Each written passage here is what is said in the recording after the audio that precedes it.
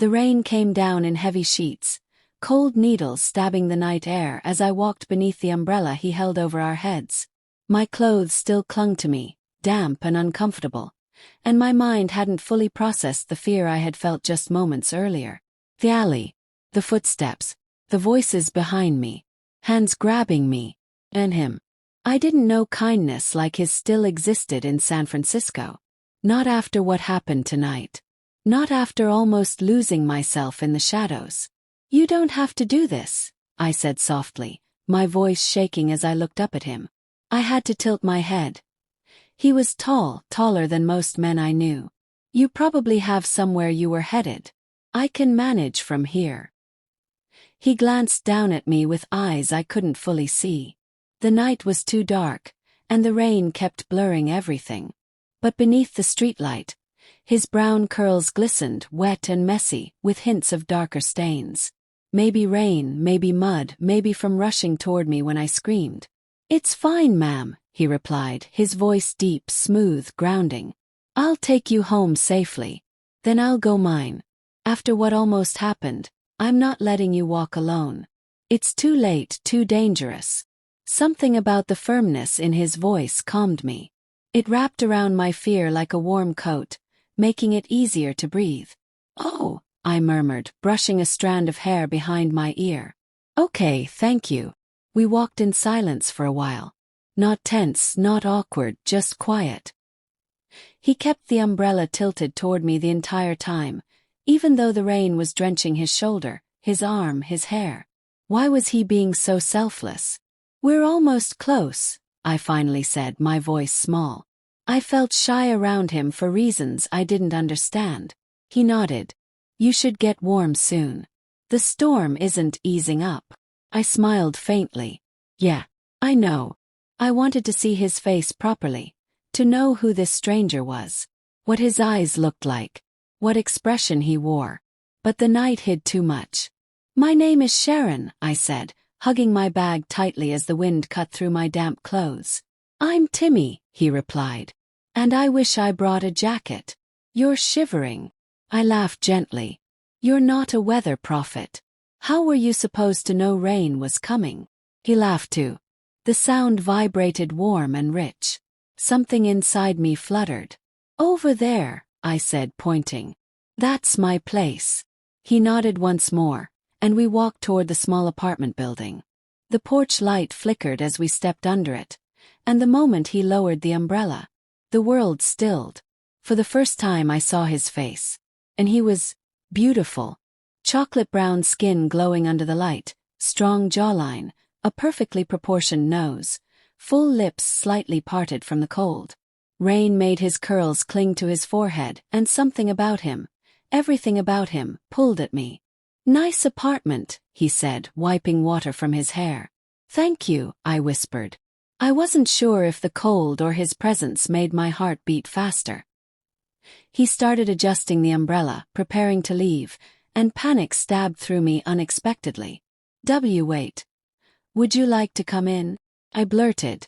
"Just until the rain calms. My heater works. Or cold. I mean really cold." His brows lifted slightly, but his smile was warm. "I'll take that offer," he said. "Just for a bit." A wave of butterflies swept through me as I unlocked the door and stepped inside. He followed quietly, shutting the storm out behind him.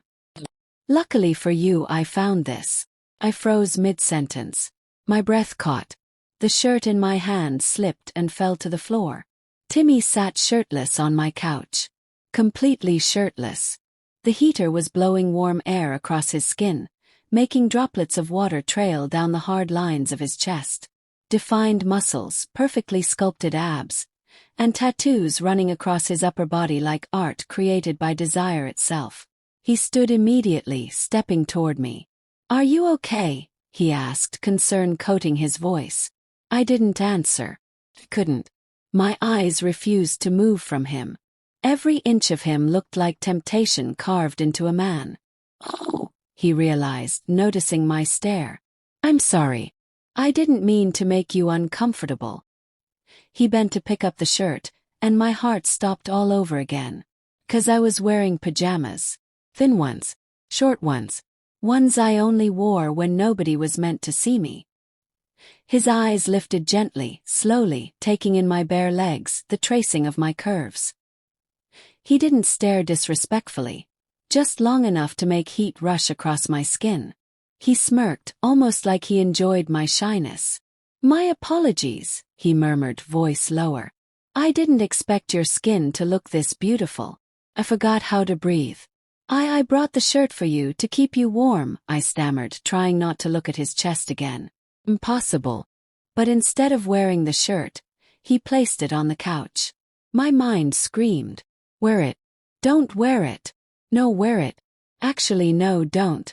I had lost all self-control. "It's my ex's shirt," I blurted, licking my lips out of nervous habit. He nodded slowly. "Ah, sorry about that. It's fine.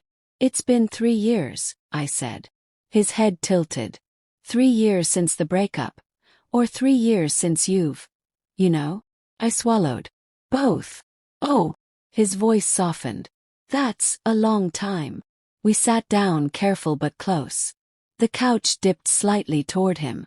I crossed my legs, trying to look composed. But my body hummed with tension. "So, tell me about yourself," I said, needing to break the silence, needing to distract myself from the way his shoulder brushed mine lightly. He shrugged. "I'm Timmy. I dance for a living. I travel sometimes. I like women." I snorted. That was very straightforward. He grinned. "I don't like complications." "Your turn," he said. "Tell me something about you." "I'm Sharon," I said. Emotionally damaged. And apparently overdue for intimacy. The moment the words escaped, my jaw dropped and I slapped my hand over my mouth. "Oh my God, I didn't mean." He chuckled, calm and unfazed. "It's okay. 3 years is a lot. Anyone would crave closeness after that." He said it without judgment, without making me feel ridiculous. "Honestly," I murmured, "I've never admitted that to anyone." "Well," he said with a small smile, "tonight isn't a normal night." I looked at him quietly, the realization settling softly. It wasn't. Everything about him felt unusual. Strange. Comforting. Dangerous. Warm. Too warm. "May I be honest?" he asked. "Yes," I whispered. "You're stunning," he said simply.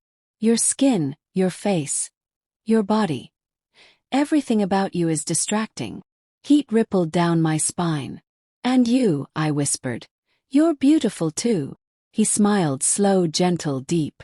"Are you cold?" he asked, glancing at my pajamas. "I can lend you the shirt." I nearly cried. "No," I said quickly, too quickly. "I'm fine."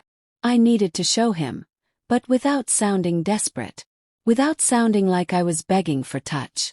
So I said the first thing that came to mind. "Your tattoo.